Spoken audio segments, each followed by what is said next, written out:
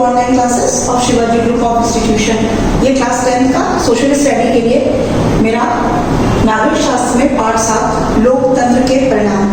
अब हम लोग लोकतंत्र के बारे में जैसे हमने नागरिक शास्त्र को शुरू किया तब से हम लोकतंत्र का ये शब्द जो है वो बार बार सुनते आ रहे हैं। लोकतंत्र के बारे में बहुत अधिक चर्चा भी कर चुके हैं। लोकतंत्र क्या है आप लोग को बहुत अच्छे से पता हो गया है, जिसमें जनता का शासन जनता के लिए और जनता के द्वारा है। अब हम लोग लोकतंत्र के इस टॉपिक पे बिल्कुल लास्ट में आ गए हैं, जब हमारे पास सिर्फ इसके 2 लेसन बचे हुए हैं, जिसमें हमारा एक है लोकतंत्र के परिणाम और लास्ट चैप्टर है हमारा कि लोकतंत्र की चुनौतियां। तो आज हम जो है लोकतंत्र के परिणाम पढ़ रहे हैं। मतलब अभी तक हमने ये पढ़ा कि लोकतंत्र क्या है, ठीक है, लोकतंत्र के क्या कार्य हैं ये भी हमने पढ़ा कि किस तरीके से लोकतंत्र जो होता है वो कार्य करता है। जिस तरह से आप लोगों को पता है कि 3 प्रकार के शासन होते हैं, वैसे तो 2 ही होते हैं, राजतंत्र और लोकतंत्र, लेकिन जब हम लोग बहुत पुराने समय में जाते हैं तो हमने बहुत सारी जगह पे चाहे जर्मनी हो या और भी कहीं ब्रिटेन हो, वहाँ पर हमने देखा कि डिक्टेटरशिप, जिसको हम लोग तानाशाही भी बोलते हैं, वो भी एक प्रकार का शासन का स्वरूप होता है। बट किस तरीके से हमने ये भी देखा कि धीरे धीरे सबसे पहले राजतंत्र था, वही सब जगह फैला हुआ था, तानाशाही थी, बट धीरे धीरे करके एक देश में उसके बाद दूसरे देश में करते हुए आज 90% देशों में लोकतंत्र स्थापित हो गया है। लोकतंत्र को स्थापित करना इतना आसान नहीं था। जहां पर भी हमने देखा कि लोकतंत्र स्थापित हुआ, जैसे कि लास्ट हमने नेपाल का भी हमने एक एग्जाम्पल देखा था कि बहुत सारे सामाजिक अंतरों, टकरावों, जनसंघर्ष, इनके बाद ही लोकतंत्र आता है। क्यों? क्योंकि लोकतंत्र लाने का मतलब है सीधे किसके साथ में, राजा के साथ में, शासन के साथ में क्या करना, टकराव पैदा करना। क्यों? क्योंकि राजतंत्र होता है जिसमें सारी शक्तियां राजा के पास होती हैं और राजा ही जिसको चाहता है उसके बाद वो अपने प्रतिनिधि को नियुक्त करता है। बट लोकतंत्र में ऐसा नहीं होता है। लोकतंत्र में जनता के पास अधिकार होता है कि वो अपने नेता का चुनाव खुद करे, और यदि 5 साल के लिए वो चुनाव करते हैं और यदि उन्हें ऐसा लगता है कि 5 साल के बाद वो उस तरह से कार्य नहीं कर पा रहे हैं एक प्रतिनिधि के रूप में, क्योंकि जनता उनको अपने प्रतिनिधि के रूप में वहां पर पहुंचाती है, और अगर वो अपने कार्य में या अपनी शक्तियों का गलत दुरुपयोग कर रहे हैं या अपने कार्य को उस तरीके से नहीं कर रहे हैं जिस तरीके से जनता ने उनसे अपेक्षा की थी, तो वो 5 साल के बाद उनको बदल भी सकती है और अपना दूसरा नेता भी चुन सकती है। तो ये अधिकार जनता के पास है। तो लोकतंत्र में जो शक्ति होती है वो जनता के हाथों में होती है। तो इस चैप्टर में कि क्या परिणाम है, क्या कार्य है, और यहाँ पर हम ये पढ़ रहे हैं कि जहाँ पर भी लोकतंत्र आ गया है अब उसके परिणाम क्या है, किस तरीके से लोकतंत्र, क्या लोकतंत्र फायदेमंद है या लोकतंत्र के क्या सकारात्मक क्या है जो पहलू और क्या उसके नकारात्मक पहलू है, क्या ये सभी तंत्रों में या सभी शासन के स्वरूप में जो है वो उत्तम है या राजतंत्र उत्तम था, या डिसीजन जो लेना होता है, जो भी हमारे निर्णय लेने की प्रक्रिया होती है उसमें क्या लोकतंत्र फायदेमंद होता है या राजतंत्र, क्या हम जो भी निर्णय लेते हैं वो हम लोकतंत्र के माध्यम से जल्दी ले पाते हैं या राजतंत्र के माध्यम से ले सकते थे, या हमने कौन कौन से परिणामों की उससे अपेक्षा करी है कि हम क्या, जैसे कि मान लीजिए हमने लोकतंत्र कहीं आया तो हमने उससे कुछ परिणाम सोचे होंगे ना। कोई भी चीज होती है, कोई भी क्रांति होती है, कोई भी शासन का स्वरूप आता है तो हर एक चीज क्या लेकर आता है, अपने साथ अपने परिणाम लेकर आता है कि उसका परिणाम क्या होगा। तो हम लोकतंत्र से किस तरह के परिणामों की अपेक्षा कर रहे थे और क्या वो इन अपेक्षाओं को पूर्ण कर रहा है, क्या वो इन अपने परिणामों पर खरा उतर रहा है, क्या हमने जो सोचा था लोकतंत्र के बारे में क्या वो ऐसा कर रहा है, हमें उससे क्या उम्मीदें हैं। मतलब लोकतंत्र को जब हमने अपने शासन के स्वरूप में शामिल किया तो हमने कुछ उम्मीदें लगाई थी। क्यों? क्योंकि सबसे फर्स्ट चीज जो है लोकतंत्र की क्या चीज है, राजनीतिक और सामाजिक समानता सबसे बेस्ट है। क्यों? क्योंकि यहाँ पर वैश्य मताधिकार होता है, किसी प्रकार का कोई भी भेदभाव नहीं होता है। हमें अपने नेता को चुनना है और उस चुनने का जो अधिकार है, जो मत देने का अधिकार है, वो हर एक व्यक्ति के पास है।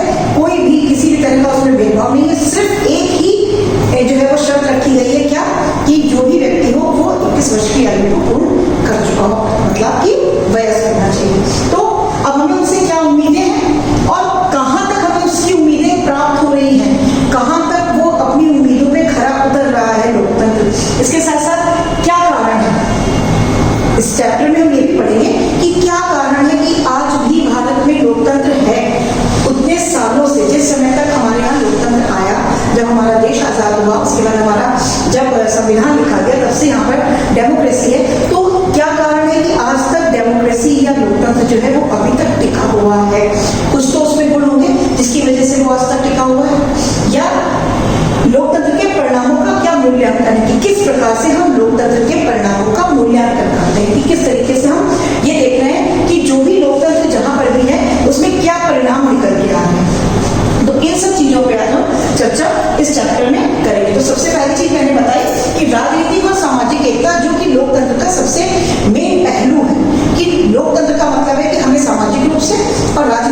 से एक माना जा रहा है। जो भेदभाव पुराने समय से चले आ रहे थे, जो कि राजतंत्र में भी होते थे, वो धीरे धीरे करके अब नहीं है। इसी के साथ साथ हम कुछ पहलुओं पर भी कि क्या लोकतंत्र आर्थिक कल्याण ला रहा है, क्या लोकतंत्र की वजह से आर्थिक कल्याण और आर्थिक विकास भी हो रहा है, ये भी हम इस चैप्टर में चर्चा करेंगे कि क्या जब से लोकतंत्र आया, क्या राजतंत्र जब था तो हम आर्थिक रूप से उतने विकसित नहीं थे, क्या हमने लोकतंत्र में जो है वो अपनी आर्थिक स्थिति को ज्यादा मजबूत कर लिया, या समानता को अगर हम देखें तो क्या राजतंत्र में हमको उस तरह से समानता नहीं मिली थी जितनी हमको लोकतंत्र में आकर मिली, ये भी एक पहलू बनता है। इसी के साथ साथ जितने सामाजिक अंतर और टकराव पहले के समय में या राजतंत्र में होते थे, मतलब जहां पर भी लोकतंत्र नहीं है वहां पर जितने सामाजिक अंतर और टकराव हमें देखने को मिलते हैं, क्या लोकतंत्र में आकर या लोकतंत्र के शासन के स्वरूप को अपनाकर क्या हम इन सामाजिक अंतरों और टकराव से हमको कुछ मुक्ति मिली?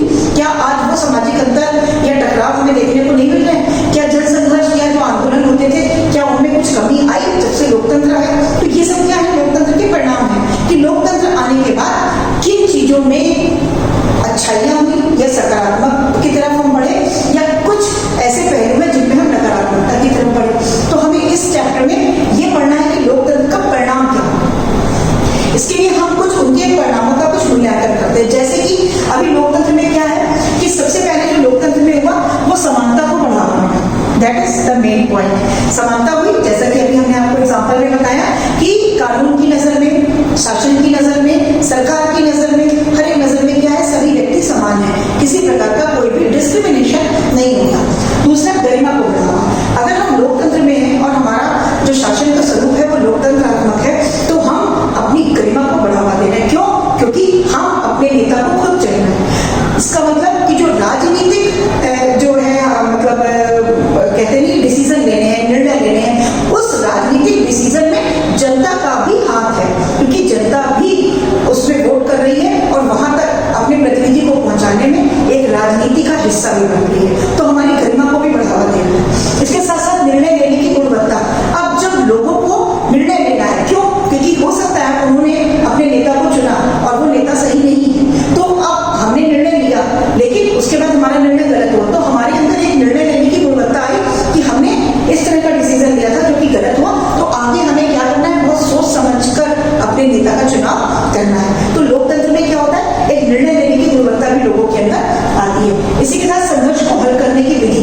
जितने भी जन संघर्ष जो हम राजतंत्र के समय में देखते थे, क्यों? क्योंकि उसमें जनता उतनी कमजोर होती थी कि वो किसी भी संघर्ष को जो है वो नहीं कर पाती थी, संघर्ष या टकराव नहीं ले पाती थी और लोगों में एकता की भावना नहीं आ पाती थी। क्यों? क्योंकि जो राजा होते थे या जो राजा के चुने हुए प्रतिनिधि होते थे जो कि उस समय पे शासन करते थे, जैसे कि राजतंत्र में हम देखते हैं या तानाशाही भी आप देख लीजिए जहाँ पर डिक्टेटरशिप होती थी, वहां पर क्या होता था, जनता की बातों को नहीं सुना जाता था, जनता से किसी तरह का विचार विमर्श नहीं होता था, जनता से किसी प्रकार का कोई निर्णय नहीं लिया जाता था, जनता के पास किसी प्रकार का कोई अधिकार नहीं होता था, या राजा अपने किसी भी निर्णय को लेने से पहले जनता से कोई भी सुझाव नहीं लेता था। तो उसमें क्या होता था, जनता हमेशा संघर्ष में रहती थी, टकराव में रहती थी। बट लोकतंत्र में ऐसा नहीं है। लोकतंत्र में जनता पूरी तरह सक्रिय रहती है, पूरी तरीके से उसके पास शक्तियां दी हुई हैं और वो हर एक राजनीतिक निर्णय को लेने के लिए सक्षम होती है और फ्री होती है, उसको अधिकार दिया गया है इस तरह का। तो संघर्ष को हल करने की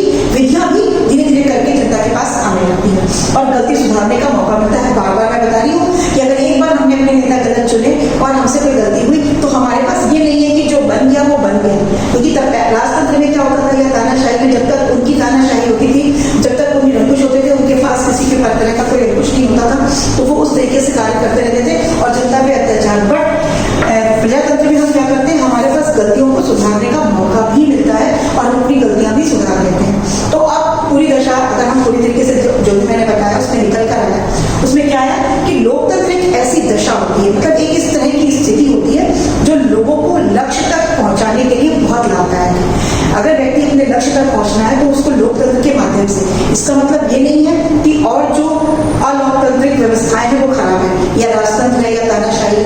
हो सकता है कि जैसे राजतंत्र है उसमें निर्णय बहुत जल्दी से लिए जा सकते हैं क्योंकि उसमें निर्णय सिर्फ राजा को लेना होता है, और वो या तानाशाही है तो जो भी डिक्टेटरशिप होता है, जो डिक्टेटर होता है वो अपने निर्णय खुद ले लेता है। हो सकता है प्रजातंत्र में निर्णय लेने की प्रक्रिया थोड़ी सी लंबी है, थोड़ी सी ज्यादा है। क्यों? क्योंकि इसमें विचार विमर्श के द्वारा, बातचीत के द्वारा निर्णय लिए जाते हैं, शासन के एक जो है वो सिद्धांतों के अंतर्गत रहने के लिए जाते हैं। जो भी कानून बनते हैं वो काफी लंबी एक लॉन्ग प्रोसेस के साथ में लिए जाते हैं। ऐसा हो सकता है कि जो भी निर्णय लिए जा रहे हैं उसकी प्रक्रिया बहुत लंबी हो, बट जो भी निर्णय निकल के बाहर आते हैं वो एक्सेप्टेबल होते हैं, मतलब वो लोगों को वो उनकी जो जनता है उसकी अपेक्षाओं पे खरे उतरते हैं, क्योंकि उसके बाद जनता उनका विरोध नहीं करती है, क्योंकि उन निर्णयों में जनता भी भागीदार होती है, क्योंकि लोकतंत्र है और सारी शक्ति जनता के पास है। इसी के साथ कुछ लोकतंत्र के गुण भी हैं, जिसमें एक उत्तरदायी शासन, जिम्मेदार शासन, इसके साथ साथ सूचना का अधिकार जो जनता को प्राप्त है, और वैध शासन। ये हमारे कुछ लोकतंत्र के गुण हैं, जिनको मैं अपने नेक्स्ट वीडियो में आपको डिटेल में पूरी चीजें क्लियर करूंगी। तो आज हमने लोकतंत्र के परिणाम पढ़े। लोकतंत्र क्या चीज है? राजनीतिक और सामाजिक एकता। क्या हम उनसे उम्मीदें करते हैं? क्या हमारे लोकतंत्र के परिणाम है, और क्या उन परिणामों की जो अपेक्षाएं हैं वो उनको पूर्ण कर रहा है कि नहीं? नेक्स्ट वीडियो में तो इसके गुण पढ़ाएंगे। थैंक्स फॉर थैंक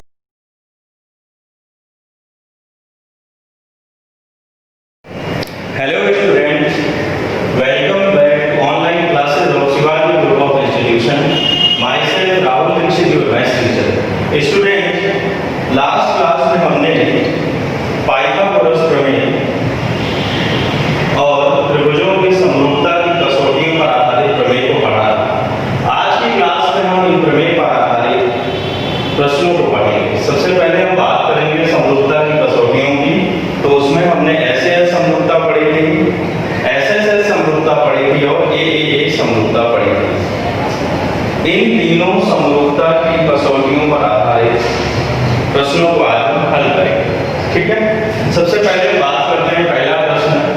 आकृति में QR/QS बराबर QT/PR तथा कोण 1 बराबर कोण 2 है, तो सिद्ध कीजिए कि कोण PQS समरूप त्रिभुज PQS समरूप त्रिभुज TQR। देखिए इसमें दिया क्या गया है। सबसे पहले जो दिया गया है और जो सिद्ध करना है वो हम लिख लेते हैं। दिया है QR/QS बराबर QT/PR और साथ में क्या दिया? कोण 1 बराबर कोण 2। सिद्ध करना है। सिद्ध क्या करना है हमें? सिद्ध करना है त्रिभुज PQS समरूप त्रिभुज TQR। देखिए त्रिभुज PQS, चित्र में ध्यान दीजिए, समरूप त्रिभुज TQR। इन दोनों त्रिभुजों को हमें समरूप करना है। इसको हम करेंगे कैसे? इन दोनों त्रिभुजों को हम समरूप करेंगे एसएस समरूपता से। क्या करेंगे हम? एसएस समरूपता। सबसे पहले थोड़ा सा एसएस समरूपता के बारे में हम आपको रिमाइंड करना चाहेंगे। एसएस समरूपता क्या होती है? किन्हीं दो त्रिभुजों में किसी त्रिभुज का एक कोण किसी दूसरे त्रिभुज के किसी कोण के बराबर हो तथा इन दोनों कोणों के अंतर्गत तथा इन कोणों के अंतर्गत आने वाली भुजाएं भी समान अनुपात में हो। ठीक है, सबसे पहले तो दोनों त्रिभुजों के एक कोण बराबर हो, और दूसरी बात क्या है? दोनों त्रिभुजों के अंतर्गत आने वाली भुजाएं समान अनुपात में हो, तो दोनों त्रिभुज क्या कहलाएंगे? समरूप त्रिभुज कहलाएंगे। और कौन सी समरूपता से? एसएस समरूपता से। देखिए इसमें दिया क्या गया है? QR/QS बराबर QT/PR और कोण 1 बराबर कोण 2। सिद्ध करना है त्रिभुज PQS समरूप त्रिभुज TQR। ठीक है, अब आइए ऊपर। इसमें रचना की आवश्यकता नहीं है। अब आइए ऊपर, इसको हल कैसे करें? सबसे पहले तो देखिए कोण 1 बराबर है कोण 2। कोण 1 बराबर है कोण 2 के देखेंगे त्रिभुज PQR। यहाँ पर आप लिख देंगे त्रिभुज PQR में, त्रिभुज PQR में देखिए क्या है? कोण 1 बराबर कोण 2। अगर कोण बराबर है तो इनकी सम्मुख भुजाएं भी क्या होंगी? बराबर होंगी। हम जानते हैं बराबर कोण के सम्मुख भुजाएं बराबर होती है। कोण 1 के सामने वाली भुजा PR है और कोण 2 के सामने वाली भुजा क्या है? PQ है। ठीक है ना? त्रिभुज PQR में देखेंगे हम कोण 1 बराबर है कोण 2 के, और हम जानते हैं कि बराबर कोण की सम्मुख भुजाएं बराबर होती हैं। कोण 1 के सामने वाली भुजा PR है और कोण 2 के सामने वाली भुजा क्या है PQ। तो यहां से क्या मिल जाएगा PQ बराबर PR। क्या मिलेगा PQ बराबर PR। कारण क्या लिखेंगे बराबर कोण की सम्मुख भुजाएं बराबर होती हैं। बराबर कोण की सम्मुख भुजाएं बराबर होती हैं। इसको क्या मान लेंगे समीकरण A। ठीक है इसको हम लोग मान लेते हैं समीकरण A। अब इसके बाद देखिए दिया क्या गया है QR अपॉन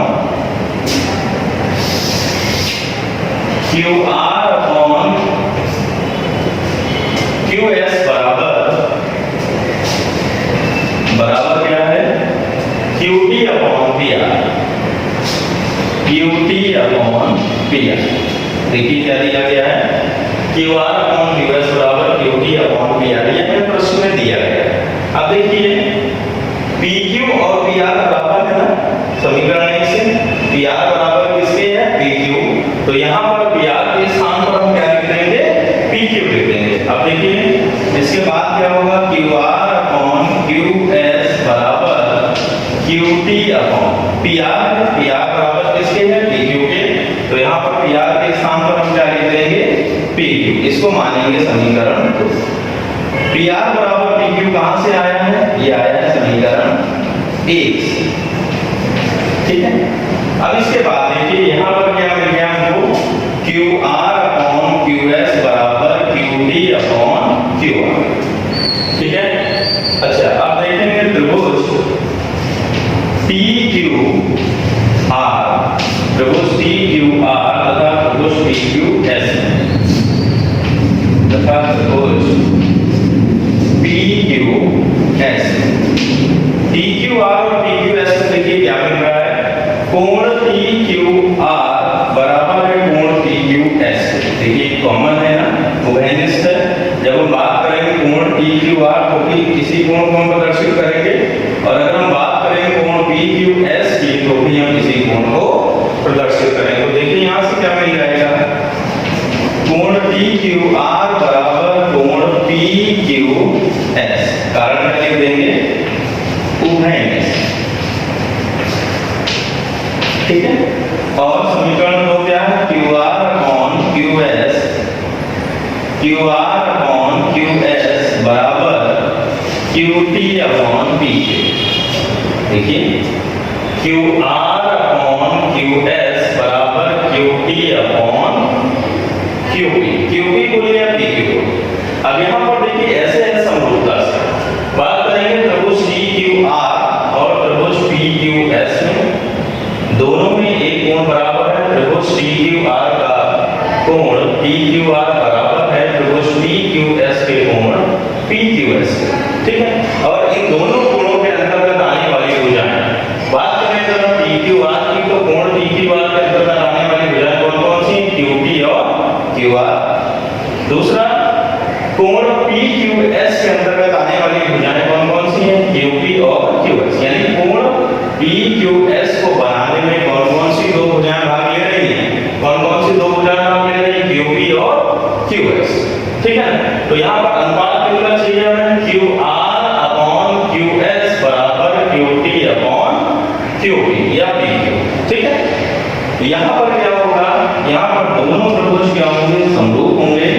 त्रिभुज TQR समरूप त्रिभुज PQS के कारण क्या लिखेंगे हम ऐसे समरूपता से। क्या कारण लिखेंगे हम SAS समरूपता से। क्या मिल गया हमें दोनों त्रिभुजों के एक एक कोण बराबर है और उन दोनों कोणों के अंतर्गत आने वाली भुजाएं क्या है समान अनुपात में है। तो यहाँ से दोनों त्रिभुज क्या होते हैं समरूप होते हैं। कौन सी समरूपता प्रमेय से SAS समरूपता प्रमेय से। ठीक है बच्चों समझ में आ गया। देखिए हमें यही सिद्ध करना था। ठीक है अब आइए अगले प्रश्न की बात करते हैं। आकृति में त्रिभुज ABE सर्वांगसम त्रिभुज ACD है तो सिद्ध कीजिए कि त्रिभुज ABE समरूप त्रिभुज ABC। देखिए चित्र में ध्यान दीजिए जो डार्क लाइन से किया है हमने त्रिभुज AB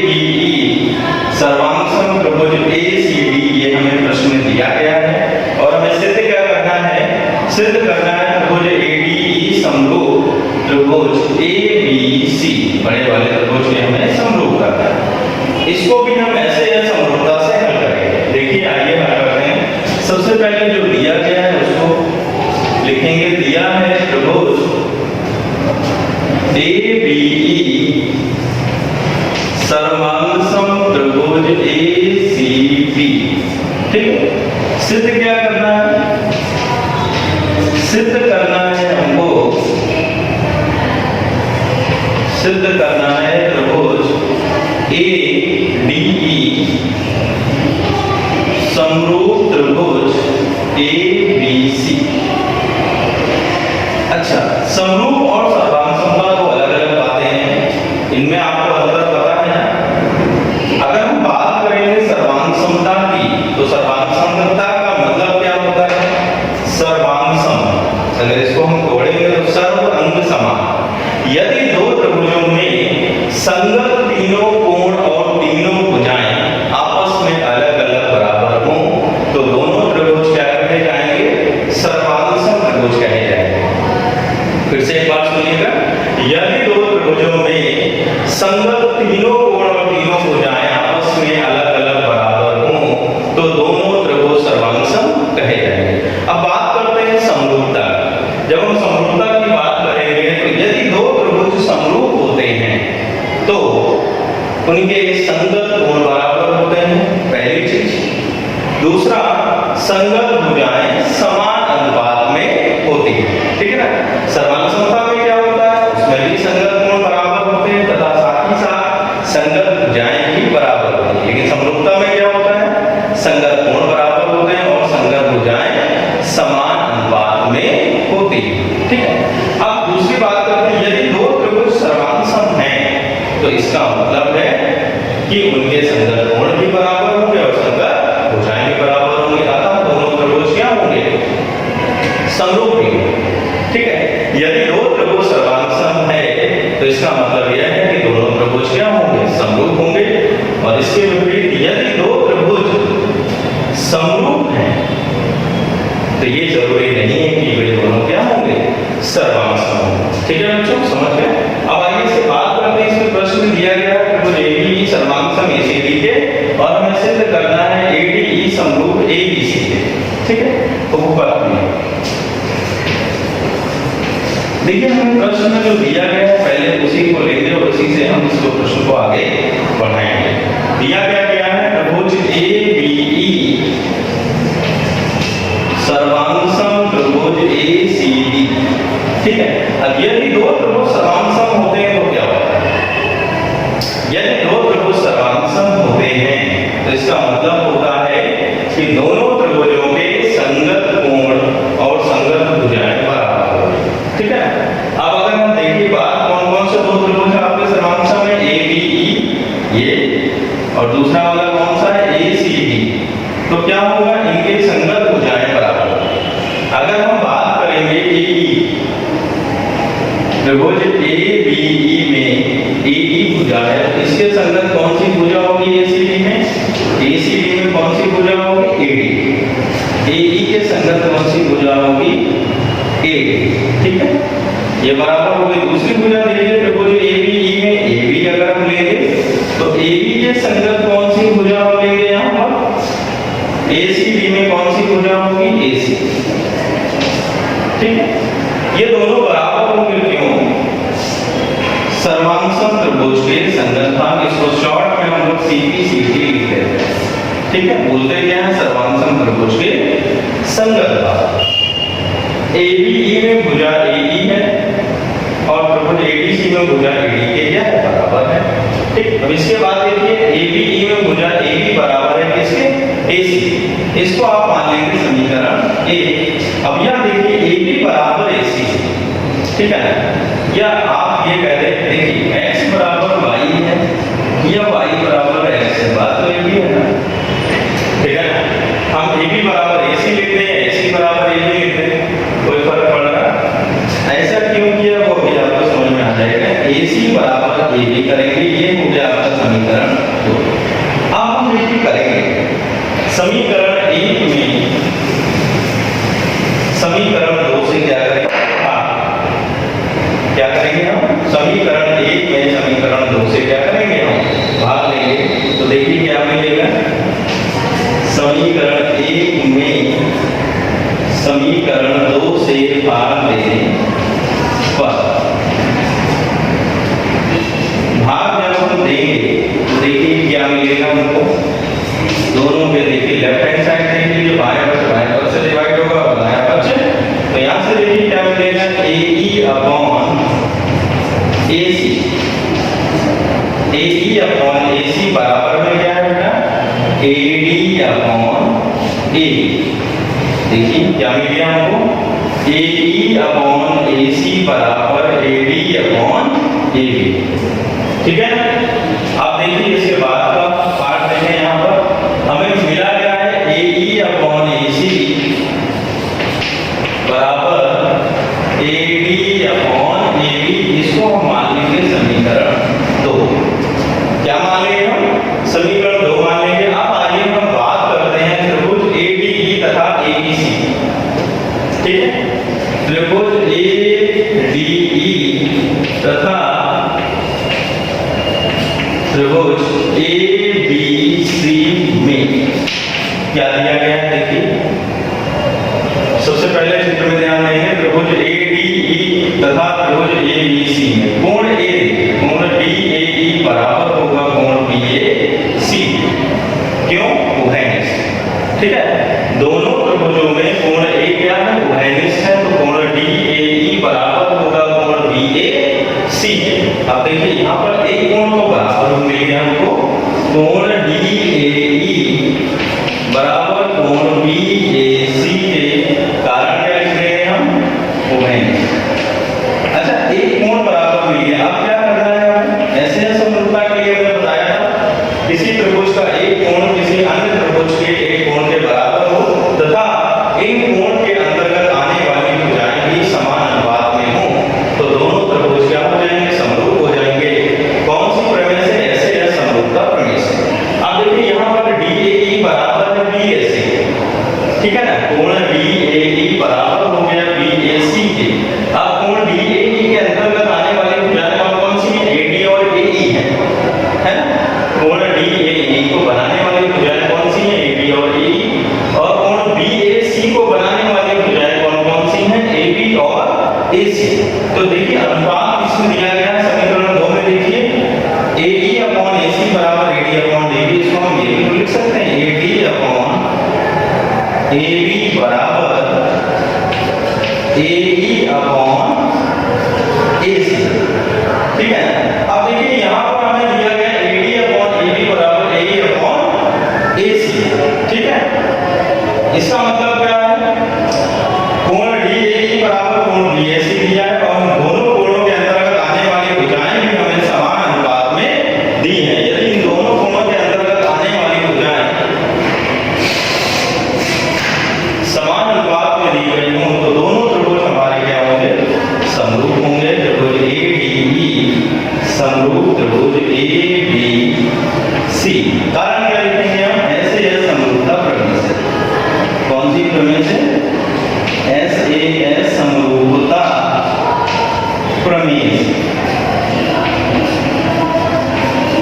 ठीक है, अब देखिए ना, AE अपॉन AC बराबर AD अपॉन AB था समीकरण 2 में, इसको हम ये भी लिख सकते हैं, AD अपॉन AB बराबर AE अपॉन AC।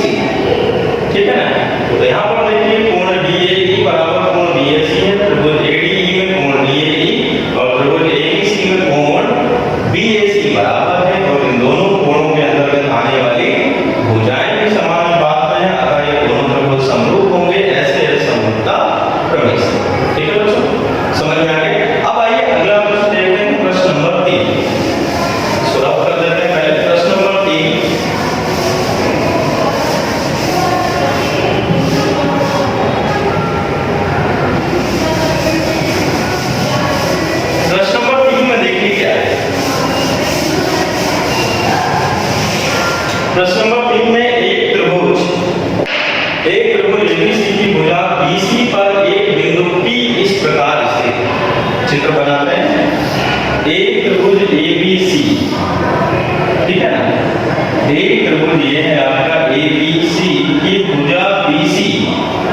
BC पर एक बिंदु P इस प्रकार स्थित है, यहाँ पर कोई एक बिंदु P स्थित है, इस प्रकार स्थित है कि कोण APC बराबर कोण BAP, यानी ये जो कोण आपका बन रहा है कोण APC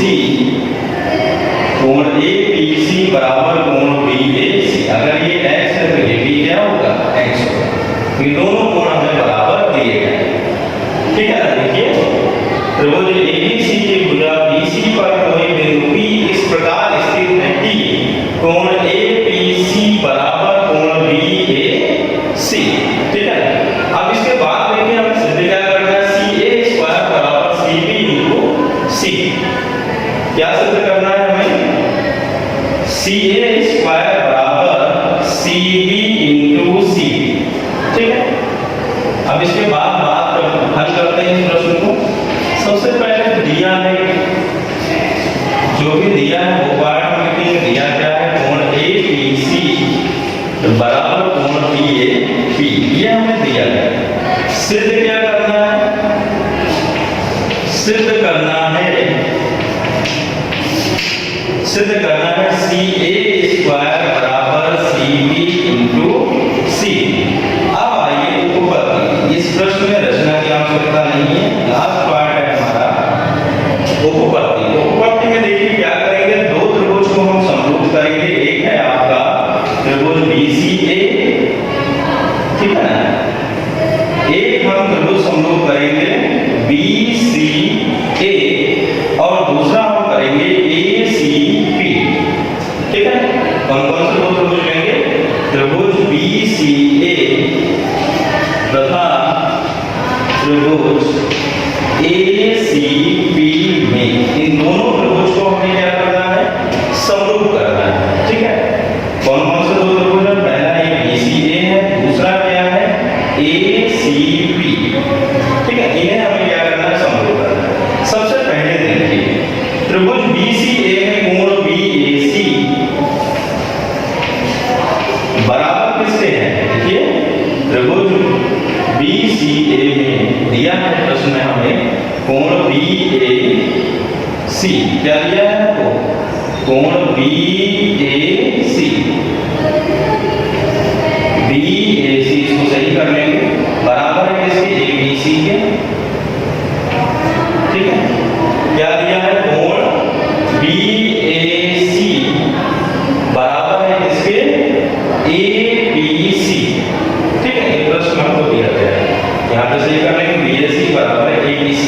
अब इसके बाद देखिए सबसे पहले देखेंगे त्रिभुज BCA में कोण BAC बराबर है कोण ABC के, यहाँ पे रीजन क्या लिखेंगे, दिया है। अब इसके बाद अगर हम त्रिभुज BCA की बात करें तो यहाँ पर कोण बन रहा BCA, कोण BCA बराबर होगा किसके, कोण BCA, क्यों, उभयनिष्ठ, दोनों ही कोण बराबर होंगे, कारण हम क्या लिखेंगे, उभयनिष्ठ, ठीक है। तो यहाँ से देखिए कोण BCA बराबर हमें मिल गया कोण BCA के, कारण क्या लिखेंगे, उभयनिष्ठ। अब देखिए दोनों त्रिभुजों के दो कोण बराबर हो गए, तो यहाँ से क्या मिल गया, त्रिभुज BCA समरूप त्रिभुज, देखिए त्रिभुज BCA समरूप त्रिभुज ACP,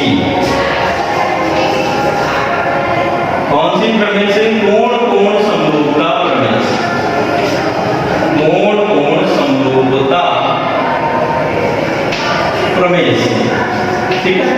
दो कोण बराबर हो गए तो दोनों त्रिभुज क्या हो गए, समरूप हो गए। अब इसके बाद हम बात करेंगे, यदि दो त्रिभुज समरूप होते हैं तो उनकी संगत भुजाएं समान अनुपात में होती हैं। यदि दो त्रिभुज समरूप होते हैं तो उनकी संगत भुजाएं किस अनुपात में होती हैं, समान अनुपात में होती हैं, ठीक है।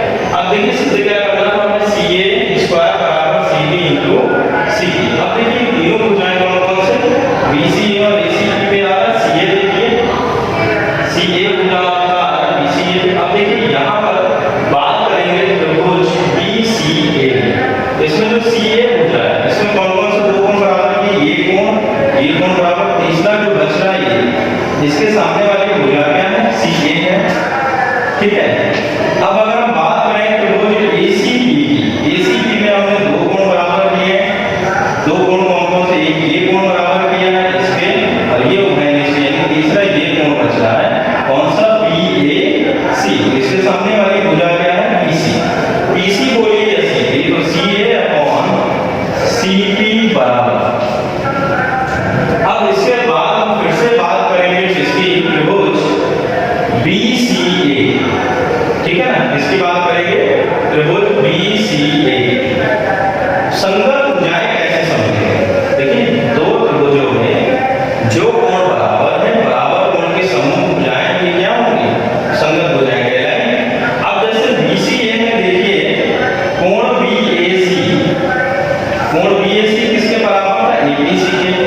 यानी त्रिभुज BCA में कोण BAC त्रिभुज APC में कोण APC के बराबर। तो BCA में देखिए कोण BAC के सामने की भुजा क्या है? BC है, ठीक है। कोण BAC के सामने की भुजा कौन सी है? CB। CB बोलिए, BC बोलिए, बात एक ही है। अब देखिए कोण BAC के बराबर कौन सा कोण है APC में? दूसरा त्रिभुज कौन सा? ACB है ना। अब देखिए त्रिभुज ACB में कोण BAC के बराबर कोण कौन सा दिया? ABC। इसके बराबर ये कोण, इसके सामने वाली भुजा कौन सी होगी? इसके सामने वाली भुजा कौन सी होगी? CA, ठीक है ना।